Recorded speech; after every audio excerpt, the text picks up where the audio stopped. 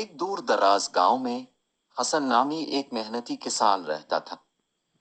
حسن کی زندگی زمین کی زرخیزی اور محنت سے جڑی تھی۔ وہ روزانہ صبح سویرے اٹھتا اور اپنی فصلوں کی دیکھ بھال کرتا۔ حسن کا گاؤں بہت خوبصورت تھا، چاروں طرف ہرے بھرے کھیت اور بہتی ندیاں تھیں۔ حسن کے پاس ایک چھوٹا سا کھیت تھا جہاں وہ گندم، چاول اور سبزیاں اگاتا تھا۔ حسن کی محنت کی وجہ سے اس کی فصلیں ہمیشہ بہترین ہوتی تھیں۔ لیکن ایک سال قدرت نے حسن کا امتحان لینے کا فیصلہ کیا۔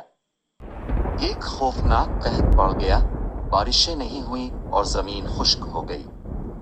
حسن کی فصلیں مرجھانے لگیں اور گاؤں کے لوگ پریشان ہو گئے۔ حسن نے ہمت نہیں ہاری۔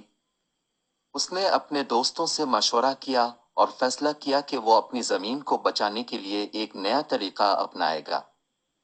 حسن نے ایک پرانے کنویں کی صفائی کی اور اسے دوبارہ قابل استعمال بنایا۔ اس نے گاؤں والوں کو بھی پانی کی بچت اور سمارٹ فارمنگ کے طریقے سکھائے۔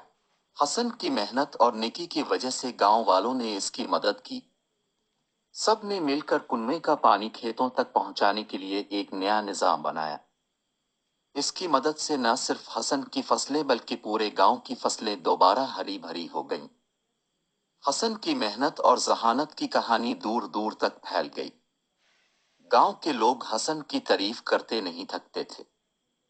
سب نے مل کر ایک جشن منایا اور حسن کو محنتی کسان کا لقب دیا۔